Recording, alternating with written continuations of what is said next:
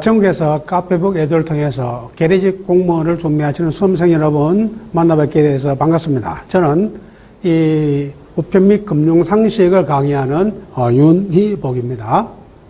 오늘은 먼저 이 계리직 공무원이 어떤 것인지를 간략하게 먼저 설명을 드리고, 그 다음에 제가 맡은 과목인 우편 및 금융상식을 어떻게 공부해야 되는지, 또 이 과목은 어떻게 구성되어 있는지 이와 같은 것을 간략하게 설명을 드리겠습니다. 먼저 우리가 이 계리직이라 하는 것은 원래 이거는 이제 우정서기보입니다. 우정서기보. 그 우정서기보라는 것은 우리가 구급 공무원을 얘기합니다. 우리가 보통 이제 공무원을 우리가 얘기할 때 뭐냐면은 기본적으로 이제 그 구급 공무원을 가지고 우리가 이제 서기보라고 표현하고, 그 다음에 이제 9급에서 8급으로 승진하면은 서기라고 얘기합니다. 그 다음에 이제 7급이 되면은 이제 주사보라 얘기하고, 그 다음에 6급이 되면은 주사로 얘기하고, 그 다음 우리가 5급이 되면은 이제 사무관, 4급이 되면은 서기관, 이런 식으로 해가지고 이제 공무원이 바로 1급 공무원까지 구성되어 있고, 나머지는 이제 우리가 정무직 공무원으로 이렇게 임명직 공무원이죠.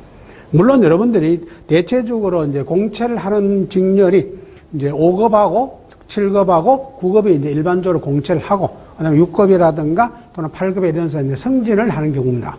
물론 여러분들이 8급도 공채하는 경우가 있어요. 있지만은 그렇게 많지는 않습니다, 이게. 그러면 여기에서 이제 우정서기보다 9급 공무원이라 하는 것은 기본적으로 이제 시험 과목이 보통 우리가 이제 국가직 공무원 시험을 치죠. 국가직 공무원 시험을 치면은 우리가 보통 이제 국급 공무원은 5과목을 기본적으로 시험을 칩니다. 그러면은 이 우정서기보는 시험 과목이 보통 우리가 이제 여러분들이 잘 알고 있는 컴퓨터 일반이 있죠. 그 다음 우리가 이제 한국사가 있습니다. 한국사가. 그 다음 이제 우편 및 금융상식이다. 이렇게 해가지고 과목이 크게는 3과목으로 구성이 되어 있습니다. 크게는. 그런데 여기에서 보통 이제 시험 문제에서 이게 과목별로 이제 20문제가 출제됩니다. 20문항으로서 그 다음에 각 한 문장당 5점씩 해가지고 100점 만점으로 총 이제 300점 만점이 되죠. 그럼 우리가 이제 컴퓨터 일반은 이제 독립과목으로서 20문항이 출제가 됩니다. 20문항이. 그 다음에 한국사는요, 이제 18문제가 출제됩니다. 한국사는 18문제에다 플러스 뭐냐면은 여기에서 상용 한자가 있죠. 그래서 이 상용 한자가 이제 우리가 2문항이 출제가 됩니다. 2문항이.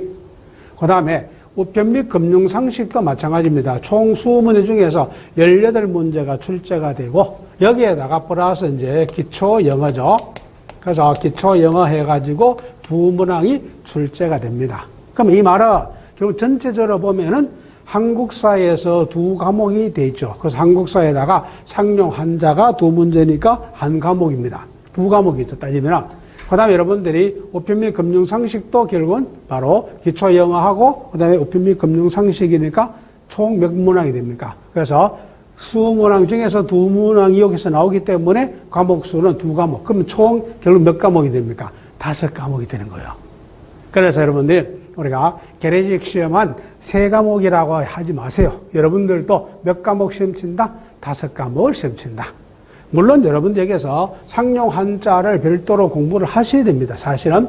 또 기초 영어도 별도로 공부를 하셔야 됩니다. 왜냐하면은 외국인이 여러분 우체국에 왔어요. 그 우체국하고 간단하게 뭡니까? 우편과 관련된 것을 가지고 서로가 대화를 할 수 있어야만이 업무를 말할 수 있습니까? 진행할 수 있겠죠. 그래서 여러분들이 이 기초 영어라 하는 것은 주로 이제 우편과 관련된 그런 내용을 토대로 해서 문제를 출제하게 됩니다. 그래서 이제 우리가 이 시험 과목은 총 몇 과목이다? 이제 5과목을 시험 친다. 이렇게 여러분들이 생각하시면 됩니다. 그 다음 우리가 여기서 이제 응시입니다. 응시 지역이 있어요. 원래 여러분들이 계리직 우정서기보는 지방직 공무원이 아니고 국가직 공무원입니다. 그러니까 국가직 공무원은요, 원래가 지역 제한이 없어야 됩니다. 지역 제한이 이게. 그런데 우리가 요 계리직 시험은 지역 제한을 두고 있습니다. 이게, 그거는 이제 바로 거주지를 현재 여러분들이 우리가 본인이 바로 시험 공고를 할 당시에 바로 거주지가 어디냐 하는 겁니다. 그 거주지를 중심한 지방우정청 단위로 모집을 합니다.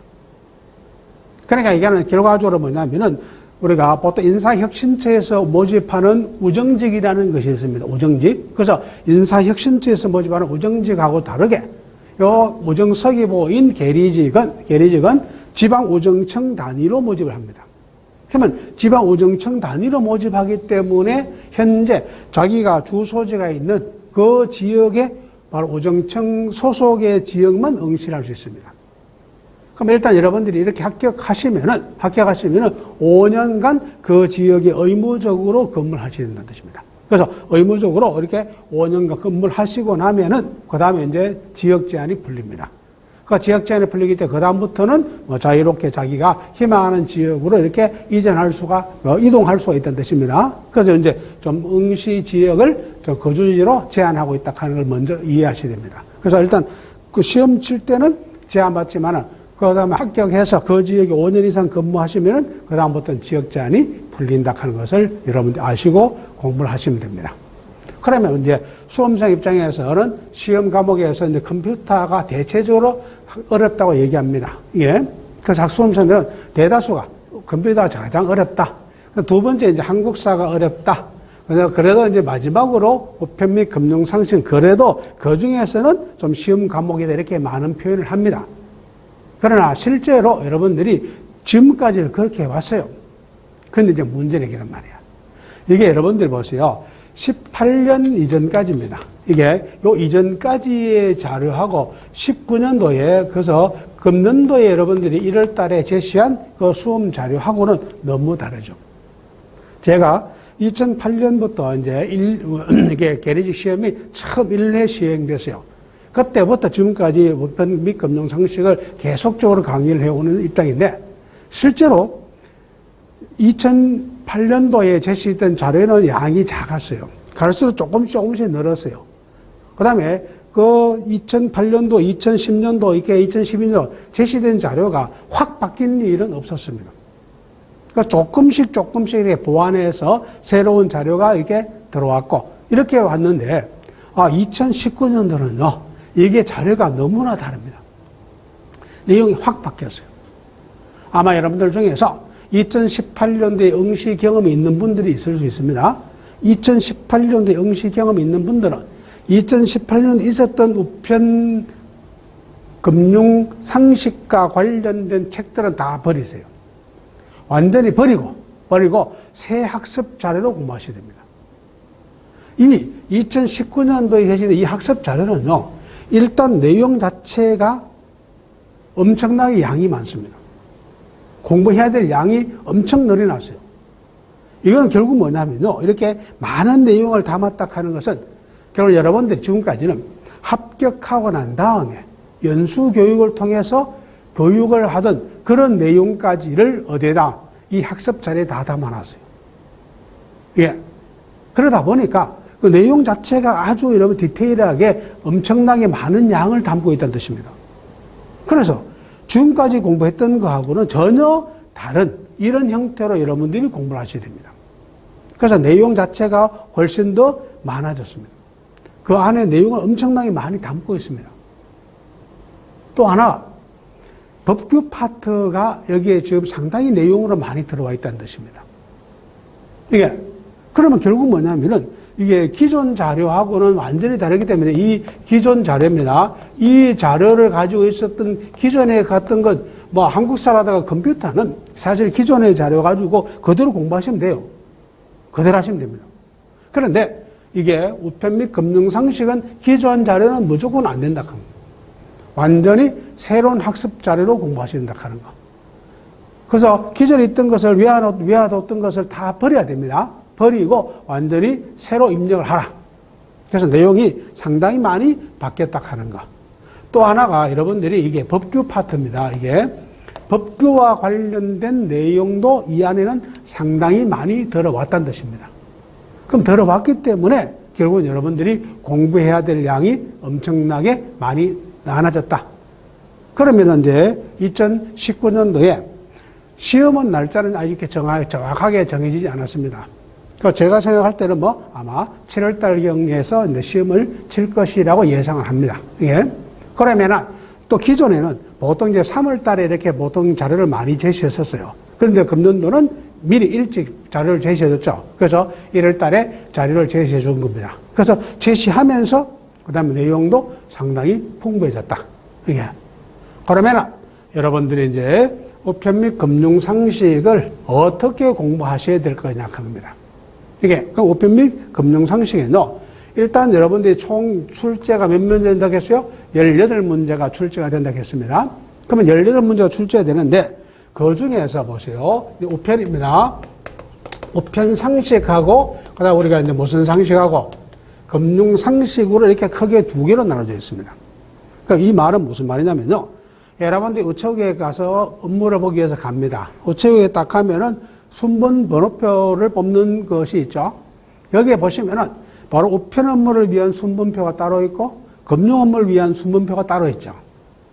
그러니까 이거는 결국 우리가 크게 우체국에서 하는 일이 뭐라는 뜻입니까? 우편 업무하고 금융 업무로 이렇게 크게 대별된다는 뜻입니다. 그럼 여러분들이 이제 합격하면은 우편 업무를 담당하든지 아니면 뭐 금융 업무를 각각 담당하게 되겠죠. 그럼 여기에서 이제 보통 상식 문제 중에서 우편에서 9문제가 출제되고 금융에서 9문제가 출제됩니다. 지금까지 출제는 딱 비율이 똑같았습니다. 그래서 바로 우편 상식에서 9문제, 금융 상식에서 9문제가 출제됐어요. 그럼 다시 이 우편 파트는 다시 크게 두 개로 나눠지죠. 이게 바로 무슨 우편하고 국내 우편하고 무슨 우편이 있겠어요? 국제 우편이 있겠죠. 그래서 국내 우편과 무슨 우편, 국제 우편으로 크게 두 개로 나눠진다. 그럼 이제 전체적으로 국내 우편과 국제 우편 중에서 이제 우체국의 업무 중에서 훨씬 더 뭐가 많겠어요? 아무래도 이제 국내 우편이 훨씬 더 많겠죠. 그래서 9문제 중에서 지금까지 보통 이제 국내 우편이 6문제가 출제되고 국제 우편이 보통 이제 3문제가 이렇게 출제가 되었습니다. 출제가. 그 다음에 이 금융 파트는 이제 크게 두 파트로 나눠집니다. 여기는 이제 예금 파트가 하나 있고, 그 다음 무슨 파트가 있느냐면은 이 보험 파트가 하나 있어요. 그래서 이제 금융도 예금 업무 하나, 그 다음에 보험 업무 하나, 이렇게 크게 두 개 업무로 나눠지죠. 그러면 전체 9문제 중에서 보통 뭐냐면은 5문제, 그 다음에 4문제, 아니면은 4문제, 5문제를 출제됐어요. 이게. 그럼 이 말은 어떤 해는 우편, 예금 파트에서 한 문제가 더 출제가 많거나, 어떤 해는 보험 파트에서 한 문제가 출제가 많거나, 이렇게 왔어요. 그래서 결국 비중은 예금 업무하고, 그 다음에 보험 업무가 똑같다. 이 파트는. 그래서 여러분들이 뭐 어느 쪽이 더 중요하다. 이렇게 얘기하기는 어렵습니다. 그러면은 여기서 2018년도에 제시했던 우편과 2019년도에 제시했던 우편 파트입니다. 이 파트에서는 특히 이제 이 국내 우편과 국제 우편의 내용 중에서 상당수 많은 부분에서 뭐냐면은 이 법규에서 나오는 내용을 여기에 담고 있습니다. 이게 그러면 여러분 수험생 입장에서는 내용도 공부해야지만 뭐도 해야 된다 뜻입니까? 법규를 해야 된다는 뜻이죠. 그러면 결국은 여러분들 수험생 입장에서는 양이 늘어났다는 뜻이죠. 그 양이 많이 늘어났는데 원래 여러분들이 법규는 크게 여러분들이 법규는 이게 예를 들어 우편법을 한 예를 들어 줄게요. 우편법이라는 법이 하나 있습니다. 그럼 우편법이 있으면요, 우편법 뭐가 있느냐면 시행령이라 하는 것이 하나 만들어집니다. 그러면 시행령이 만들어지면 또 뭐냐면은 여기서 규칙이라고 얘기합니다. 시행 규칙이 만들어지죠. 그러면 우리가 우편법 시행령, 그다음에 우편법 시행 규칙 이렇게 얘기합니다. 여기에서 우리가 이 우편법이라는 것은 이거는 누가 만드느냐면요, 국회에서 제정합니다. 국회가 법률을 제정합니다. 그 우편법을 제정하는데 문제는 이게요. 업무에 대해서 많은 내용들이 있는데 그걸 모든 것을 법률에 담아버리면은 사실은 행정부가 업무를 진행하는데 상당히 많은 어려움을 겪습니다. 어느 정도 행정부에서 자율적으로 뭔가를 할 수 있도록 이렇게 뭔가 법에서는 기본 틀만 잡아주는 거예요. 그러면 우편법에서는 주요한 내용만 틀을 딱 잡아주면은 그 법에서는 바로 상당수 많은 부분을 바로 시행령이라고 해가지고 대통령에게 위임을 해줍니다. 그래서 대통령이 시행령을 만들어서 거기에서 어느 정도 자율적으로 행정부가 할 수 있도록 행정 입법을 할 수 있도록 만들어요. 여기 바로 시행령입니다. 이게 이제 행정입법이라고 해가지고, 이런 누가 만드냐면 대통령이 만듭니다. 그래서 대통령이 시행령을 만들죠. 그런데 대통령에게 이제 법률에서 대통령에 위임해 준 겁니다. 그런데 대통령은 업무를 하나만 하는 것이 아니죠. 그 우리나라 행정 각 부에 있는 많은 업무가 있다 하는 거예요. 이 모든 것을 대통령이 다 나서 할 수는 없다는 뜻입니다. 그럼 다시 이제 법률에서 대통령령으로 위임을 받았어요. 그 위임을 받은 업무의 일부를 다시 뭐냐면은 해당 부서의 장관들에게 위임한 겁니다. 너희들이 그 업무의 실무를 보기 때문에 너희 실정에 맞도록, 그래서 바로 이 우편법을 위배하지 않는 범위 안에서 우편법 시행령을 위배하지 않는 범위 내에서 자율적으로 업무를 진행하는 과정에서 필요한 것을 제정하라 하는 겁니다. 그래서 요거를 각부 장관들이 내립니다. 요걸 가지고 이제 부령이라고 얘기합니다. 그럼 만약 우편법 시행령은 누가 만들었고? 대통령이 만들었고. 다시 대통령이 이제 바로 시행 규칙을 위임해 줬단 말이에요. 그럼 이게 이제 결국 우편법을 담당하는 행정부서가 과학기술정보통신부죠. 그러면 과학기술정보통신부 장관에게 업무를 뭐 해줬다? 위임을 해준 겁니다. 그 위임을 해주면은 바로 이 장관이 부령을 만들어요. 그러면 여기에서 이제 문제가 이 법률에서 지금까지는 우편법에 나오는 내용을 중심으로 해가지고 이게 내용이 만들어졌던 겁니다. 이게. 그런데 요번에 2019년도 자료에는 이런 시행령이라든가 시행규칙이라든가 이런 내용까지도 여기에다가 자료를 상당히 많이 싣고 있다는 뜻입니다. 그러면은 수험생 입장에서는 이것만 가지고 주요한 거 뼈다구만 가지고 공부하다가 이제는 뭐까지 해야 됩니까? 이게 살까지 붙여가지고 공부를 하셔야 되죠. 그러니까 수험생 입장에서는 부담이 늘어날 수밖에 없습니다. 그러니까 기존에 우리가 우편 및 금융상식을 공부할 게 별로 많지 않다고 학생들이 다 얘기했어요. 그러니까 주로 공부를 어디 컴퓨터 열심히 하고 한국사 열심히 하고 저도 강의할 때 그래 했어요. 그래서 여러분들이 일단 당당하게 결정은 중요한 것이 컴퓨터에서 결정된다. 컴퓨터를 잘 치는 사람하고 못 치는 사람하고는 성격 차이가 많이 나기 때문에 거기에서 의견이 많이 갈라지기 때문에 컴퓨터를 열심히 하세요. 그다음 두 번째가 한국사하고 우편 및 금융상식은 제 수업만 열심히 듣고 그렇게 내가 암기하라 하는 것만 열심히 하면 됩니다. 이렇게 얘기했었어요. 그런데 이번에는 양이 너무 많아. 이 양이 너무 많다 보니까 이것도 외우고 이것도 외우고 하면은 외울 게 너무 많아요. 이게. 그래서 사실 수험생 입장에서는 상당히 그 수험 부담이 늘어났다고 생각하시면 됩니다. 그래서 이게는 기존에 있던 모든 책들, 기존에 있던 모든 문제집이 다 버려야 됩니다. 다 버리고 완전히 새로운 학습 자료를 가지고 공부를 하셔야 된다 하는 거. 거기에 맞는 예상 문제를 가지고 공부하셔야 됩니다. 그래서 여러분들이 일부 출판사들이 보면은 이렇게 무책임하게 책 표지만 교체해가지고 2019년 판 해가지고 여러분들이 이렇게 이미 나와 있는 책들이 많이 있어요. 그 책들 다 버려야 됩니다. 이거는 2019년 1월 학습 자료가 거기에 들어와 있다 하는 그런 내용이 없는 책은 무조건 다 버리세요. 아깝다 생각하지 마시고 무조건 다 버려야 됩니다. 그거 완전히 여러분들이 새로운 학습 자료 가지고 새롭게 공부하셔야 된다 하는 걸 꼭 명심하시기 바랍니다. 그럼 제가 이제 앞으로 수업을 할 때 얘기할 겁니다. 그래서 요 파트는 새롭게 추가된 겁니다. 요 파트에는 바로 어떤 내용에서 어떤 내용이 이렇게 된 것입니다. 이렇게 여러분들 설명할 겁니다. 그러면 그때 여러분들이 그쪽을 잘 체크하세요. 왜냐하면 시험 문제는 새롭게 여러분들이 들은 자료, 새롭게 추가한 자료, 이런 내용이 많기 때문에 아마 2019년도는 그런 쪽에서 출제가 많이 되지 않겠냐 이렇게 생각합니다. 그래서 여러분들이 그 부분을 여러분들이 잘 이해하시고 이 내용을 해야 된다 하는 거. 마찬가지입니다. 예금 및 보험에도 마찬가지입니다. 여기는 예금 및 보험에 관련된 법이 상법이 있어요. 그래서 일부는 상법 규정도 있습니다. 또 하나가 우체국 예금 및 보험에 관한 법률이 따로 있습니다. 또. 그 우체국 예금과 보험에 관한 법률을 또 공부하셔야 됩니다. 그래서 여러분들이 이제 법규 파트도 공부를 좀 많이 하셔야 되는데, 그럼 여기서 이제 바로입니다. 지금 우편 파트는요, 새로운 자료가 많이 추가되었지만은 주로 이 파트는요, 암기를 하시면 됩니다. 사실 외워야 돼요. 어떤 이론을 전개하는 것이 아니고, 기본적으로 여러분들 뭐 해야 된다? 암기, 외우는 파트가 주로 되어 있는 것이 바로 이 우편 파트입니다. 그럼 여러분들은 시험장에서요, 고득점을 받으려고 하면 우편에서는 틀리면 안 됩니다. 우편에서는. 그러면 고득점가 뭐냐면은 그 실패한 학생들의 공통점이 뭐냐면은 이 우편에서는 틀린 문제가 나온다고 하는 거예요. 그래서 절대 우편에서는 틀리면 안 된다고 하는 거예요. 두 번째, 우리가 이 금융입니다. 금융 파트는요, 이 암기를 해야 될 파트도 있어요.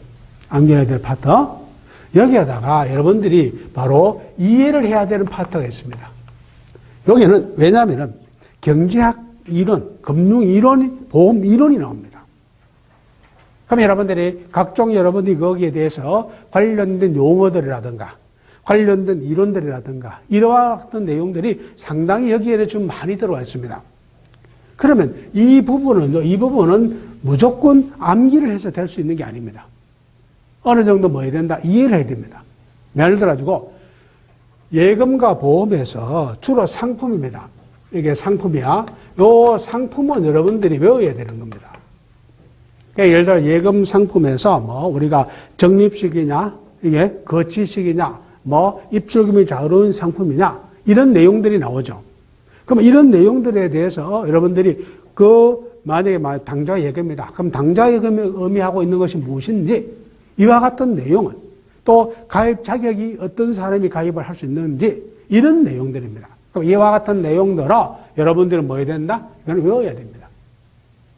그런데 사실은요, 그게 아니고 관련된 내용들을 여러분들이 우리가 만약에 예금 거래에서 약관을 어떻게 해석해야 된다든가 또는 약관에 대해서는 어떻게 구성되어 있다든가 이런 것은 단순히 암기를 하는 것이 아니고 그 분야를 뭐 해야 된다? 이해를 해줘야 됩니다. 그러면 이제 보통 수험생들이 원래 시험이 어려웠다. 원래는 시험이 평이했다. 이런 평이 나옵니다. 시험청을 하면은. 그러면 그 평은 뭘로 하느냐면 이겁니다. 이 우편 때문에 어려웠다, 쉬웠다 이렇게 얘기하지 않습니다. 바로 뭐 때문에? 금융 파트입니다. 금융 파트에서 특히 이제 보험 파트 같은 겁니다. 보험에는요, 그 상품에 가면은 이제 보험에 대한 기본 이론도 있죠. 그럼 기본적인 이론도 여러분들이 이해를 해야 되지만은 그 상품이 있어요. 그럼 상품에 가면 뭐가 있느냐? 여러분들 혹시라도 보험을 들었는 경험이 있는 사람도 있을 겁니다. 아니면 아마 여러분 집에 가보면은 여러분들 엄마 아버지가 여러분들 위해서 다 보험을 한 개 이상은 다 들어줬을 거예요. 거기에 보험을 딱 여러분들이 정권을 한번 뒤져보세요. 딱 정권을 딱 넣는가 보면은 뭐냐면은 그래서 기본적으로 계약 조건에 대해서 설명이 나옵니다. 그래서 이렇게 해가지고 주계약이 뭐고 거기에 특약이 뭐고 이렇게 나옵니다. 그럼 사실 여러분들 보세요. 이 주계약이 뭐고 특약이 뭐고 이와 같은 것을 여러분들이 다 외울 수 있어요? 없어요? 다 외울 수 없어요. 솔직히 여러분들 보험 하나 상품에 그와 같은 내용을 여러분 책에다 보시면요. 그 어떤 내용은요. 한 10페이지 정도 됩니다. 상품 하나를 설명해 놨는데 그러면 그 많은 내용을 여러분들이 합격해서 그러면 고객이 왔습니다. 고객에게 여러분들이 설명해 줍니다. 그 설명할 때 그걸 다 외워가지고 설명해 줄 수 있겠어요? 아니죠. 그 책자가 다 있잖아요. 책자를 딱 보여주면서 이 부분은 이런 내용이고 이런 내용이고 이렇게 설명해 주는 거잖아요. 이게. 그러면 이와 같은 내용이 만약에 그냥 단순히 상품에 대해서 문제를 물어서 그러면은 금년도에는 시험이 평이했다 이렇게 평가를 합니다. 그런데 반대로 정말 올해 시험 진짜 골 때렸다. 야 진짜 어려웠다. 이런 얘기가 나왔다. 그럼 뭐냐? 바로 금융상품입니다. 금융상품에서 안에 내용을 디테일하게 그냥 큰 틀만 가지고 이렇게 모르는 것이 아니고 바로 여러분들이 뭐까지 했다? 그 상품의 내용까지도 아주 깊게 했다 하는 겁니까? 이와 같은 것을 했다 하는 겁니다. 이게. 그래서 그런 문제가 이제 시험 문제에서 어려웠다, 쉬웠다 이런 표현을 하고 있는 겁니다. 이게. 그래서 이제 여러분들이 앞으로 이 우편 및 금융상식을 공부하실 때는 가장 기본적인 것이 바로 이론과 그다음에 그 상품에 대해서 암기해야 될 파트는 암기를 해야 되고 그다음에 여러분들이 이해를 해야 될 파트가 있을 때는 이해를 꼭 하셔야 됩니다. 예. 그래서 먼저 여러분들이 이론 강의를 할 때에 먼저 여러분들 제가 수업하면서 이 파트는 새로운 파트다, 이 파트는 새로 추가된 파트다, 이 파트는 원래 있었는데 빠진 파트다 이런 내용을 설명해 줄 때 여러분들이 잘 이해하셔야 돼요. 체크를 잘 하셔야 됩니다. 그다음 두 번째, 이런 강의를 다 끝나고 나면은 다시 이제 보세요. 이게 법규가 여러분들이 추가 많이 됐다 했죠? 물론 그 이전에도 이 법규가 자료는 제시했어요. 자료는 제시했지만은 실제로 시험 문제에서는 이렇게 이 법규 안의 내용을 가지고 문제를 묻지 않았다는 뜻입니다. 그런데 금년도에는 이 내용 자체에다가 이 내용을 많이 실어놨기 때문에 중요한 법규 파트를 다시 여러분들이 공부를 해야 된다 합니다. 예. 그래서 제가 이런 강의가 일단락되고 끝나면 여러분들이 법규에 대해서도 별도의 강의를 간략하게 해드릴 겁니다. 중요한 법률 파트 또 시험 문제 나올 수 있는 그 시행령이라든가 시행 규칙에 대해서 그 내용을 별도로 다시 여러분들에게 강의를 할 예정이기 때문에 끝까지 여러분들 법규까지를 완전히 꼭 들으시고 이렇게 마무리 정리를 잘 하셔야 됩니다. 그래서 이제 시험 문제에서는요, 결국 한 문제가 여러분들에게 합격과 불합격을 결정해 주는 중요한 겁니다. 그래서 공부하시는 수험생들은 힘들겠지만 한 문제의 중요성을 꼭 깨우쳐야 된다. 그래서 단순히 열심히만 강의 듣는 거 열심히 공부하는 게 아닙니다. 어떻게 공부해야 되는지 알고 공부하라 하는 겁니다. 그래서 암기할 때 암기, 그 다음에 내가 여러분들에게 이 부분은 이해를 하라고 얘기할 때는 이해를 해야 됩니다. 그래서 강의를 여러분들이 끝까지 꼭 시청해서 좋은 결과를 가져올 수 있도록 저도 최선을 다해서 노력하겠지만은 여러분들도 최선을 다해서 따라오시기 바랍니다. 따라오시면은 좋은 결과가 있을 겁니다. 여러분들 힘들지 말아도 힘내시고 2019년도는 여러분들이 공무원이 되는 해로 만들기 바랍니다. 고맙습니다. 열심히 하세요.